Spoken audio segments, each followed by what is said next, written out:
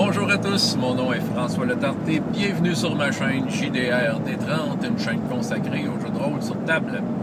Alors, ma vidéoliste a été un retour sur la fin de semaine que j'ai eue au Méga de Montréal. C'était un gros salon exposition de jeux vidéo.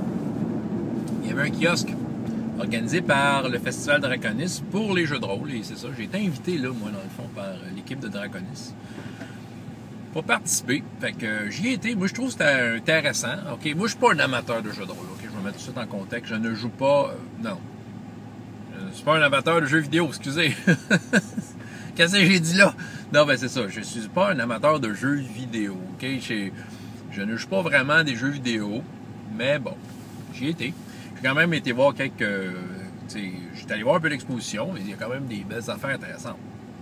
J'avoue qu'un des arguments qui fait que je me suis retrouvé là, c'était le fait que, en étant comme exposant avec Draconis, ben, c'est ça, moi, dans le fond, j'avais mon entrée de payer, puis je pouvais amener mes enfants et ça coûtait rien pour eux non plus. Donc, tu sais, c'était de joindre l'utile et l'agréable.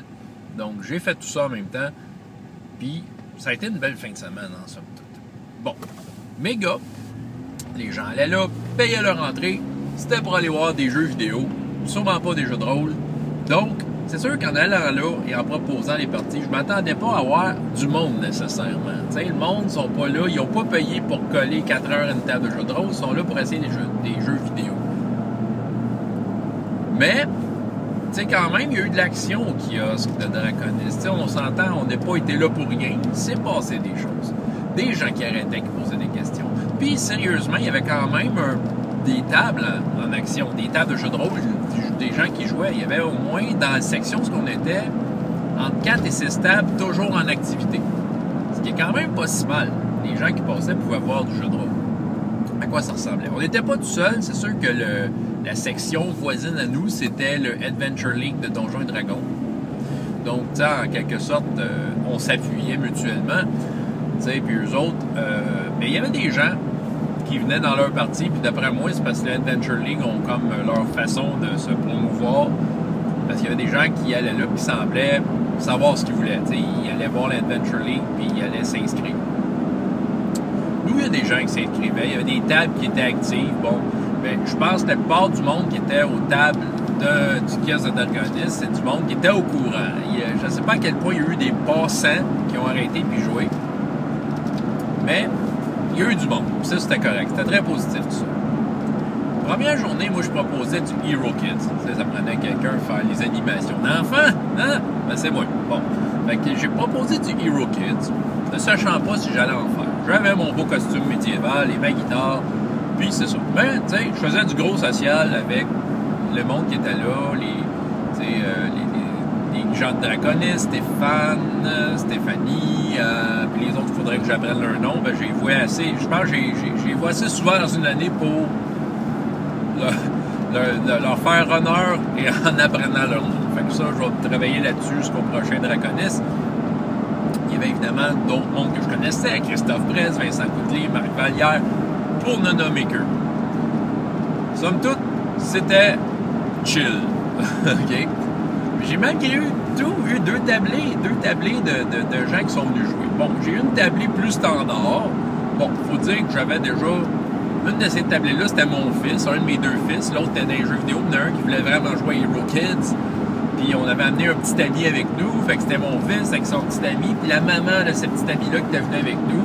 Fait que, à quelque part, c'était une table déjà achetée dans mon cas. C'était du monde. Il venait avec moi. Puis il voulait jouer Hero Kids. Parfait. Ça, pour moi, c'était parfait. Parce que, je jouais Hero Kids. Et les gens qui passaient regardaient ça. Il y avait des curieux qui se tournaient autour de la table. Qui venaient voir à quoi ça ressemblait du jeu de rôle. Surtout avec des enfants. Fait que, ils l'ont vu. Mais j'ai eu une autre table un peu plus surprenante. Ça, il faut que je vous raconte ça. C'est parce que dans mon gros social que je faisais avec la gang de Draconis, je regardais l'exposition. C'est la première fois que j'allais faire du jeu de rôle dans un contexte de même, en étant dans un kiosque de quelque chose dans une exposition. Là, je disais, ben moi, je pense la prochaine fois, si je t'ai invité, je vais faire des aventures qui durent peut-être quinzaine de minutes, Excusez, problème technique. Alors, je pourrais faire des aventures qui durent comme 15 à 30 minutes, juste pour introduire les gens. Puis, on parlait de ça, on faisait un petit brainstorm. Puis j'étais comme, si jamais je retourne à des occasions de même, il probablement que c'est ça que je préparais. Ben, je voyais les gens, je me disais, ils veulent pas coller une table pendant 2 heures de temps, là, ou 4 heures. T'sais. Ils veulent juste voir qu'est-ce que ça a de l'air. Fait que, je pourrais offrir un format comme ça. Fait que, on jasait de ça, comment on pourrait faire ça. Puis, surtout que l'autre kiosque qui était comme en face du nôtre, c'était un genre de gros écran vert où les gens se prenaient en photo dans toutes sortes de poses un peu. Puis, dans le fond, ces photos-là étaient transférées dans un jeu vidéo, dans la Mortal Kombat, où c'était toi qui étais le bonhomme qui se battait, t'sais. Fait que le monde attendait pour ça. Avoir une table de même préparée, j'aurais pu dire aux gens qui attendent, « Hey, venez à l'aventure! » C'est question de faire leur attente, les divertir pendant leur attente. T'sais. Fait que je pense que la petite idée faisait son chemin. Fait que puis là, pendant qu'on parlait de ça, maintenant, il y a 4 jeunes femmes qui sont venues poser des questions au kiosque de Draconis, c'est quoi ça, pis ça. Puis Stéphane jasait avec eux autres, puis c'est ça. J'ai comme senti que je voulais peut-être essayer ces filles-là. La table des Rockets, il n'y avait personne là, à ce moment-là. J'ai dit, ben, ça va tenter d'essayer. Fait que c'est ça que j'ai fait. Je les ai invités à s'asseoir. Ils ont accepté, écoute. C'était pas mal intéressant. Je leur ai dit d'emblée, écoute, c'est un jeu pour les enfants, là, mais je pense que vous allez avoir une bonne idée de c'est quoi le jeu de rôle. Puis, pour moi, ils ont acheté l'idée que c'était une bonne introduction. Ils ont choisi des personnages. Je me suis aperçu qu'il y a une fille dans la gang qui n'était pas francophone. Mais tu sais, elle s'était avec trois filles qui parlaient en français. Je faisais ma game en français avec quelques mots anglais pour l'accrocher, pensant qu'elle comprenait le français, mais pour m'apercevoir assez rapidement qu'elle parlait pas français pantoute. Là, c'est ça, parce que les filles, souvent, ils répétaient l'intégralité de ce que je venais de dire. Fait que là, j'ai dit au fait que c'est votre ami, j'imagine que vous lui parlez en anglais. Puis ils ont dit oui, mais dit, regarde, on va faire en anglais. Fait que, la game des Rockets en anglais. J'ai comme pondu de quoi de spot. J'utilisais pour cette journée-là, j'avais décidé de prendre le scénario que le bateau pirate de Hero Kids. Ben là, j'ai juste pris une des scènes. J'ai pris comme le pont supérieur du bateau, la map. J'ai mis une couple de pirates dessus. J'ai inventé une histoire de contrebandier d'esclavagisme. Puis je les ai mis comme un petit contexte pondu sur le moment. Puis go, sont partis avec ça. Écoute, ça a été une demi-heure remplie d'exploits. Je veux dire, ils ont fait foncer le bateau pirate dans un autre. Il y a une des joueuses dans l'autre bateau qui s'est fait foncer dedans, qui a convaincu le capitaine et l'équipage d'aller à l'abordage. Il est arrivé toutes sortes d'affaires héroïques, des exploits, des affaires inattendues. Les filles ont eu du fun, ils ont ri. Ils sont partis de là avec le sourire. Puis moi, je leur ai dit en partant, écoutez, c'est ça le jeu de rôle, hein? Vous savez que tout ce que vous avez fait, moi, je n'avais pas prévu ça, là, tous ces événements-là. Puis, je me suis arrangé que, ça fait cette histoire intéressante. Je suis parti de ce que vous m'aviez.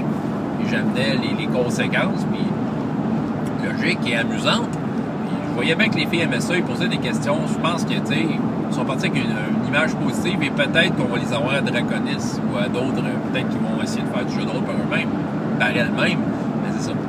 Mais dans somme toute, c'était réussi. C'était pas mal ça la première journée. Autre détail intéressant de cette journée-là, écoute, j'ai croisé Abulon, la chaîne Abulon, Eric. Il va m'écouter là, présentement. Méchant hasard. Il allait au Méga, mais il savait pas qu'il y avait du jeu de rôle là. Lui, il allait avec son fils pour plus cet aspect jeu vidéo. Justement, par hasard, je le croise dans une des expositions quand je me promenais. Puis écoute, salut, comment ça va? Puis c'est là qu'il a découvert qu'il y avait des événements jeux de rôle là, associés à ça. Fait que, il est venu voir un moment le kiosque, il est présenté. Une grosse genre. C'est le fun, ça fait comme un bout. Je le connais, Eric. On se connaît par YouTube, on se connaît par Facebook, mais je l'avais jamais rencontré. Fait que prendre le temps de jaser, surtout que j'avais le temps, c'était un moment où j'avais pas de table, fait que tu jases avec le monde, on parle de jeux de rôle, tout ça. Fait que tant qu'à faire, je vais vous donner des nouvelles d'Abulon. Les nouvelles d'Abulon, écoute, il se fait un bout qu'il n'a pas fait de vidéo, mais c'est ça, il va peut-être en faire un moment donné, inquiétez-vous pas. Quand il fera, on sera prêt à l'écouter. Mais sinon, il fait pas mal de jeux de rôle ces temps-ci, il joue en ligne. Avec sa gang, il joue sur Roll20. Il fait du Donjons et Dragons 5e édition. Puis c'est ça qui me disait qu'il a comme découvert Roll20, là, les vertus de ça, parce qu'en effet, tu sais, Donjons et Dragons 5e édition, surtout si tu achètes des modules, présentement il fait un module de Wizards of the Coast, ben, tu peux acheter le module pour Roll20 où que tout ce qu'il y a dans le module est là, prêt à utiliser, les maps, les monstres, tout. Il dit que c'est un frais champ à rouler. Fait que, je pense qu'il y a pas mal de plaisir à jouer à Roll20 avec ses amis, vu qu'ils sont un peu dispersés un peu partout dans le Québec. Fait que Roll20, il trouve ça bien pratique. Il dit, c'est sûr, c'est pas comme avoir une vraie table, là, mais il trouve que l'alternative fonctionne bien. Fait que c'est ça. Fait qu'on salue à Bulon, tout le monde. Le lendemain, je suis revenu à Omega sans mes enfants pour faire du Star Wars. Bon, j'ai fait une belle table, bien présentée, pour attirer les gens. Finalement, j'ai pas joué à Star Wars. Mais malgré tout, ma table a eu de l'effet. Il y a des gens qui allaient la voir, il y a du monde qui posait des questions. J'ai eu quand même des conversations avec bien du monde par rapport à cette table-là, par rapport au jeu de rôle, par rapport à ce jeu de rôle-là, Star Wars, la première édition. Il y a du monde qui est prenant en photo avec nostalgie, tout ça. Fait que, tu sais, la table a eu son effet. Fait que, quelque part, dans un contexte d'exposition de même, je trouve que c'était parti, c'était gagnant. Mais j'ai pas rien fait de mon après-midi. Non, non, non.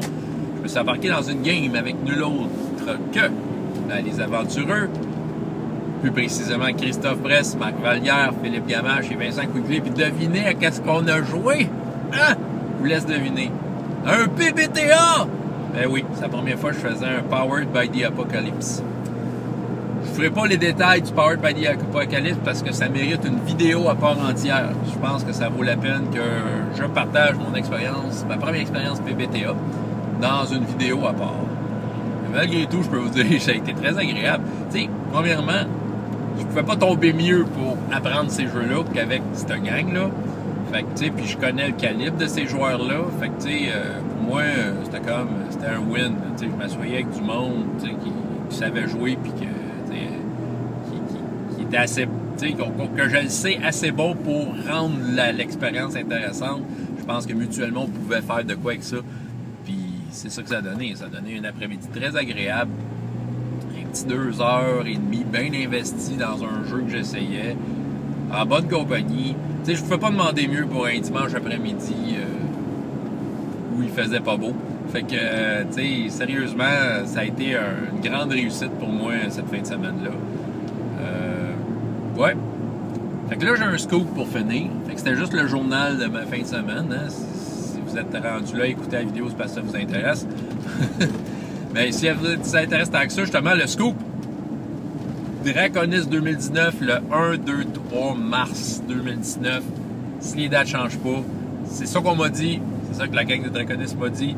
Donc, mec, ça tombe vraiment officiel. C'est clair que je vais vous achaler avec ça. Pour vous dire que ça s'en vient. Donc, Draconis s'en vient en 2019, encore une fois. Mais bref, c'était ça. Mon petit trip au méga de Montréal. Peut-être qu'il y aura d'autres occasions. Qui sait? Mais c'est ça. Fait que pour ceux qui savent, c'est ça. Prochaine vidéo, possiblement, je vais parler des PBTA. De mon expérience du PBTA que j'ai essayé avec de grands joueurs et de bons chums. Alors, François Letarte, JDR Détrante et jusqu'à la prochaine fois. Il y a autant de plaisir dans la vie que dans les jeux. On